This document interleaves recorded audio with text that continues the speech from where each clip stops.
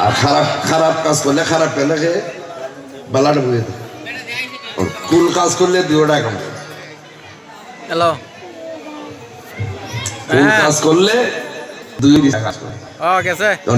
হাদিসের বর্ণনা এসে যে ব্যক্তি আমার উপরে একবার দুরূদ পড়ব তার 10টা গুনাহ মাফ করা হইব, 10টা রহমত দেওয়া হইব, 10টা বরকত দেওয়া হইব, 10টা নিয়ামত দেওয়া হইব, 10টা মর্যাদা বৃদ্ধি করা হইব। বুঝি না হাদিসের মধ্যে আছে না?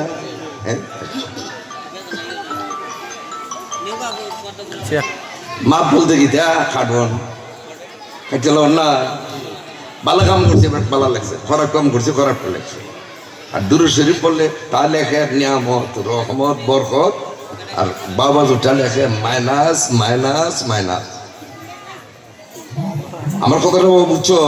আমি আল্লাহ বাজার রাখলে নেক্সট টাইমে যদি আয় কোনো অনুষ্ঠান যদি থাকে এইসব ব্যাপারে কিছু আলোচনা হবে।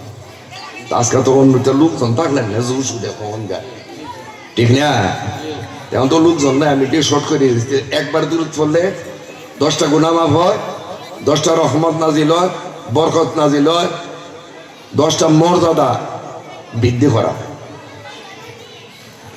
জাবের রাদিয়াল্লাহু আনহু হুজুর পাক সাল্লাল্লাহু আলাইহি ওয়াসাল্লাম জিজ্ঞাসা, তুমি কি করো?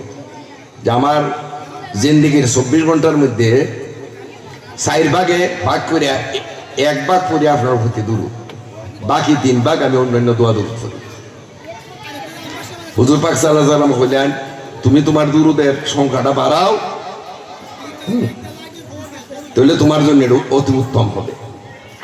ইয়া রাসূলুল্লাহ, তুমি আমার জীবনের অর্ধেক সময় আমি খালি দুরূদ পড়ি। রাসূলুল্লাহ বললেন, অতি উত্তম, তুমি আরো যদি বাড়াও তোমার লিয়ে আরো মর্যাদা বৃদ্ধি পাবে। তখন 3 ভাগ করছুন, আসিল তো 1 ভাগ, বাড়াইতে বাড়াইতে 3 ভাগ করছুন না। ইয়া রাসূলুল্লাহ, 3 ভাগ বলার পরে রাসূল কইছেন, হ্যাঁ এটাও তুমি ভালো, তুমি পড়ো, আরো উত্তম হবে তুমি যদি আরো বাড়াও। সাহাবী বলে, ইয়া রাসূলুল্লাহ, আমার 24 ঘন্টায় আমি আপনার প্রতি দুরূদ পড়ব। আমি যে দুরূদ পড়ব, রাসূল বলেন কি, যদি তুমি এইভাবে দোয়া করো হাসরের দিন তুমি আমার সঙ্গে থাকবে।